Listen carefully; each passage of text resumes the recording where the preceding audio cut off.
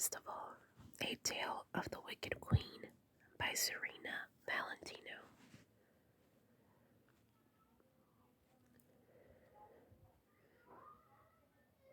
Dedicated with love to my father, who always told me I was beautiful, even when I did not see it myself. Chapter 1: Rose Petals, Kisses, and Cake. The apple blossom trees in the castle courtyard bloomed with the lightest of pink petals and sparkled with shimmering silver bubbles, reflecting the sun brilliantly. Garlands of wisteria and gardenia were draped over the stone well at the foot of the castle's grand staircase, which was strewn with pink and red rose petals. 100 attendants, fitted in the finest garments of deep blue edged in silver trim, stood along the castle's main gate, ready to greet the royal wedding guests, who were now starting to pour into the courtyard.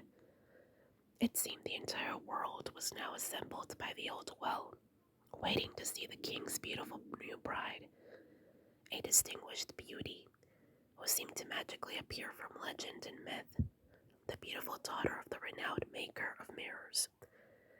The courtyard was bursting with royalty from neighboring kingdoms, all waiting for the wedding to commence. The queen stood alone in her chamber, staring at her reflection in the mirror, which looked back at her rather nervously. No woman could have her life so completely changed and not expect some level of anxiety. She was marrying the man she loved, becoming a mother to his daughter, and she was to be queen of these lands. Queen. She should be happy, but something about the mirror she was holding filled her with a horrid sense of dread that she could not account for. Verona, the queen's lady-in-waiting, cleared her throat to announce her presence and then rushed into the chamber. Verona's bright eyes, the color of the sky, beamed with happiness. The lady glowed with a light that seemed to come straight from her core, illuminating her fair skin and glinting off her milk and honey hair. The queen smiled weakly as Verona embraced her.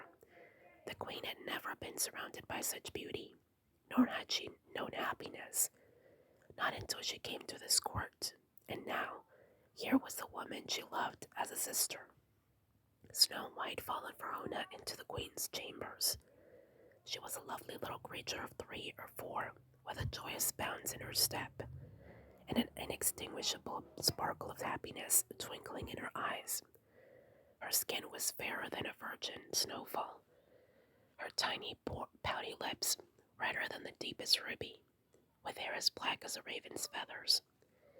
She was like a delicate porcelain doll come to life, especially this day, in her little red silk velvet dress. Verona held Snow by her tiny hand, hoping it would discourage the little girl from fidgeting with the beading on her delicate dress. Snow, my dear, stop pulling at your beads. You'll ruin your dress before the wedding even commences. The queen smiled and said, "Hello, my pretty little bird of a girl. You look lovely today." Snow blushed and hid behind Verona's skirt, speaking at her stepmother. "Doesn't your new mother look pretty today, Snow?" Verona said. Snow nodded her head. "Then tell her, dear," coaxed Verona as she bent down, smiling at the coy little girl. "You look very pretty too, Mama," said Snow, melting the queen's heart.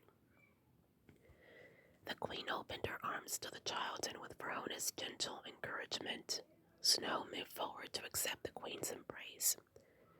Snow was a little bird of a girl, such a lovely creature.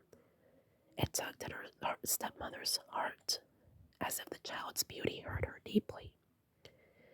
As she took Snow into her arms, she was filled with a love she had never known. She thought the weight of that love might cause her heart to burst, and in a secret place, buried deep within her heart, she wished somehow she could absorb the beauty of this child, so she herself would truly be beautiful. "You do look quite striking, my queen," Verona said, smiling knowingly, as if she had seen into the queen's insecure heart. The queen again examined herself in the mirror, and she saw something of her mother looking back at her. She remembered back to the day the king had remarked on their resemblance. Perhaps he was right. It was possible that she did look like her mother, but she had never seen it before now, standing there in the same wedding gown her mother had worn on her own wedding day. The dress was of the deepest red, and somehow the years had done nothing to mute its brilliance. It was embroidered with a lavish pattern of blackbirds and bejeweled with smoky black crystals that sparkled in the light. The queen's heart leaped, then quickly sank. How wonderful it would have been to have her mother here with her today. How wonderful it would have been to have had her there at all.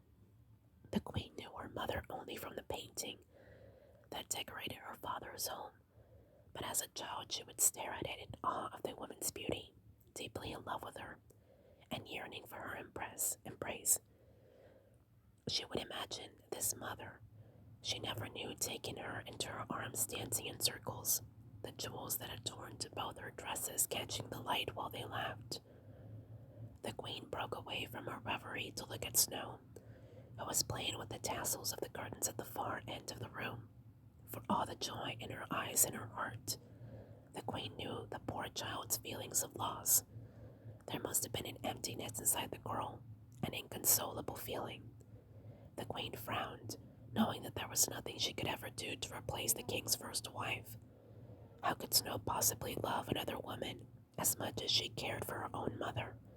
How especially could she care for someone like the queen, whose life up until now had at best been a string of mediocre achievements, surrounded by boredom and bleakness? As the child played and Verona attended to her, the queen's mind drifted further to the day she had met the king in her father's mirror shop. Her father's reputation as an expert craftsman had grown so wide, and his artisanship so well respected that the king himself felt it his duty to visit he, who had been called the finest craftsman in all the lands. After examining her father's wares and being gifted a mirror of his own, he was ushered outside where the queen was fetching a bucket full of water from an old well. The king ordered his attendants to halt. "Who is this girl?" the king asked. "The mirror maker's daughter, sire," an attendant replied. The king made his way over to her and took her hand. She gasped and dropped the bucket at his feet, smoking his boots right through to his stockings. The queen looked up nervously, expecting a harsh rebuke, perhaps even imprisonment in his dungeons, but the king simply smiled, and then he spoke to her. She thought he was teasing her when he told her how lovely she was, that of all her father's creations, she was the finest. "Please don't say such things to me, your majesty," she said awkwardly, performing something between a curtsy and a bow as she struggled to avoid his pale blue eyes. "And why shouldn't I? You must be the fairest maiden in this land. Nay, surely you are the fairest in all the lands I have ever known. It is no wonder your father makes mirrors to reflect your beauty." The queen had struggled not to look into the face of the man who ruled over everything from her kingdom to the very well from which she was fetching water. Then as quickly as he had come, he was gone. When he ventured off, he promised a quick return. The queen was bewildered and confused. How could the king possibly have felt this way toward her? Of all the maidens in the land, her. The queen's father smirked. "Clearly you have bewitched him, daughter," he said, as the queen watched the king's convoy ride off, disappearing as it dipped below a hill, only to re-emerge on the next incline, seemingly smaller and certainly further away. She sat in her small spare room that evening, gazing out her window at the star-speckled sky. Could the king be thinking of her this night? She mused as she gazed at the stars, imagining her mother looking over her, flying through the darkness, the jewels of her dress sparkling, camouflaging her among the blanket of celestial lights that tinkled in the night sky. She imagined that she was flying alongside her mother, gazing at dying suns and seeing others burst to life. She was surrounded by luminescent stardust, floating in darkness dotted with brilliant iridescence. It was the memory of the king that brought her back to her humble room. She was sure he wouldn't come back for her. Soon after the king's departure, the queen suffered a new loss: her mother, her father. In the days following her father's death, her own life was infused with light.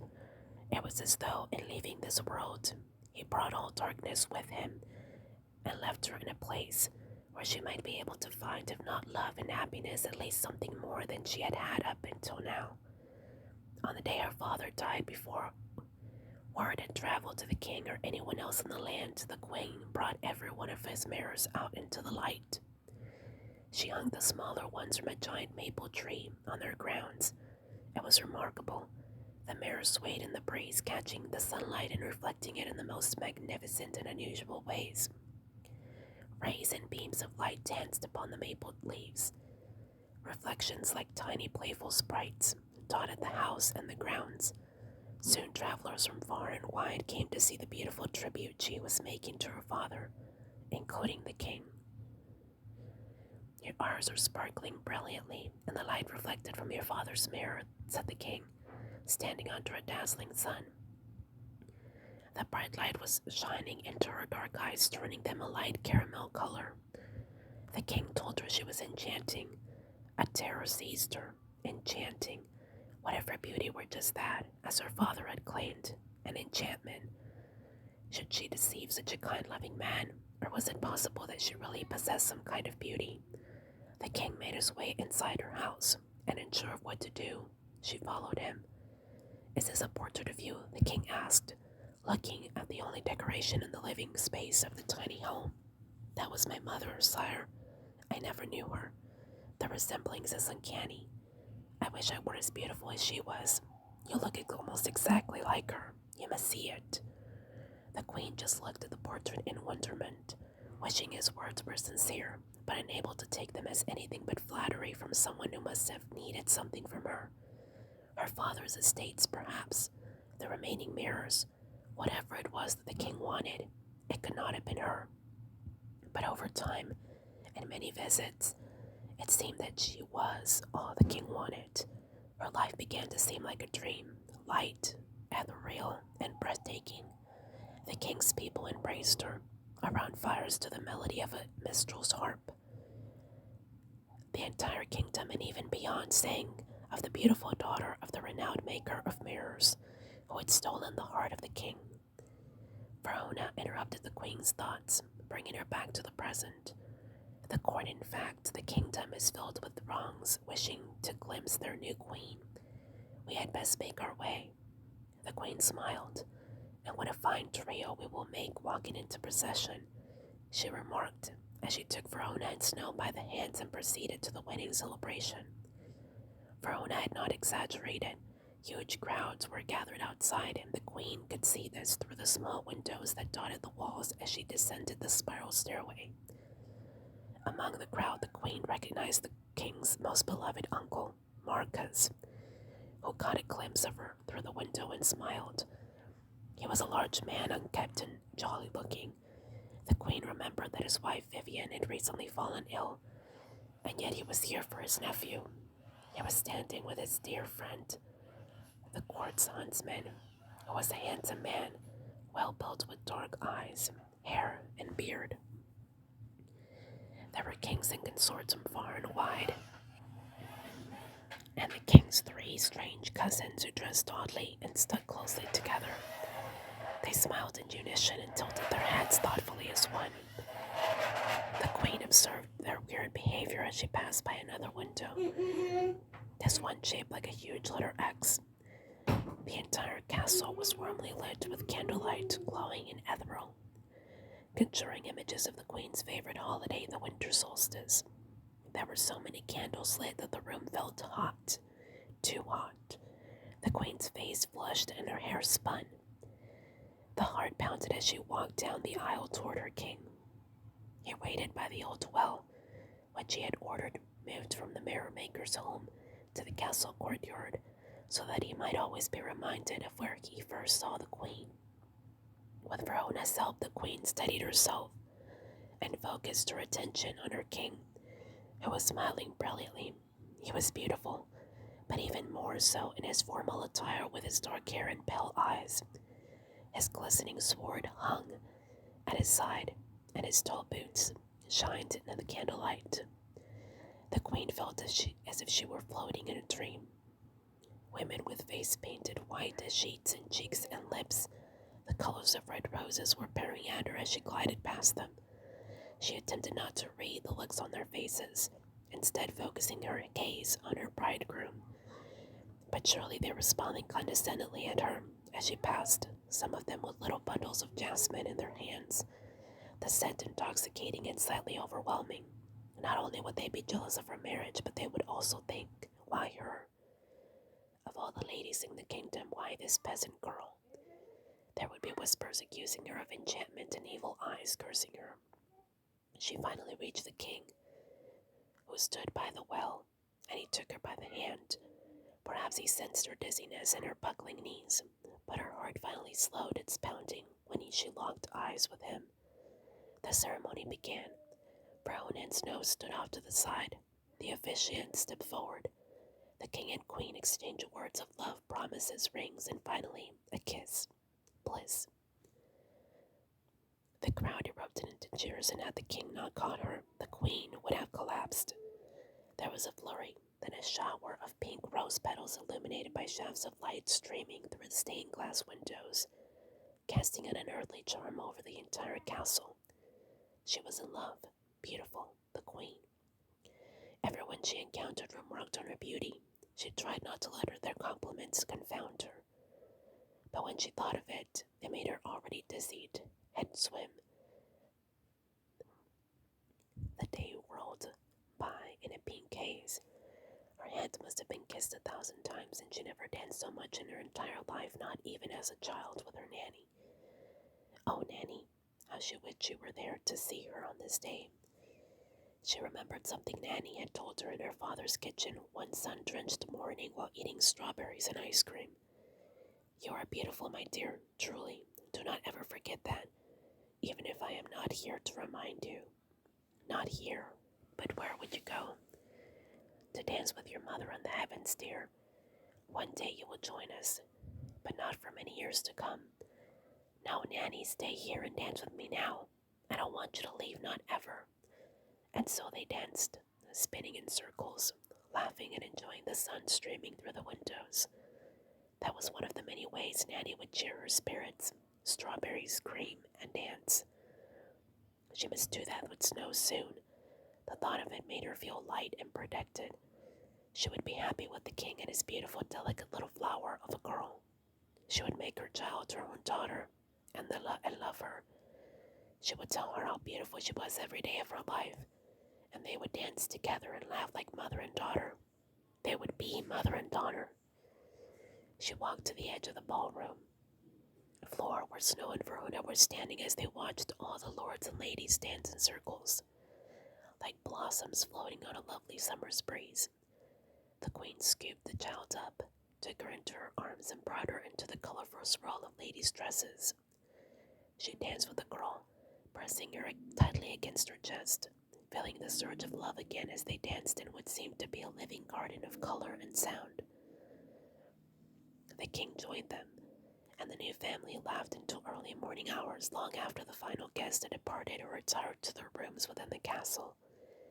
Exhausted and giddy after many hours in feasting and dance, the king and queen took their sleeping girl to her bedchamber. "Good night, little bird," said the queen as she kissed Snow. The girl's cheek felt as soft as silk on the queen's lips. She left the child to her dreams. She was sure they were filled with lovely ladies spinning in circles in colorful dresses and banners rolling all around her. The king took his new wife by the hand and led her to their chamber. The sun, now coming through the curtains, was casting an otherworldly glow. They stood there for a moment looking at each other. Bliss. "I see you have opened my gift," the king said, looking at the mirror. The mirror was oval-shaped and beautifully ornate, gilded with serpentine designs around the perimeter, and crowned with an engraving of a headpiece fit for a queen. It was nearly perfect, but something about it made her feel the same uneasiness that had shaken her before the ceremony. Her chest tightened, and the room suddenly felt oppressively confining. "What is the matter, my love?" the king asked. The queen moved to speak, but she could not. "You don't like it?" he asked, looking crestfallen.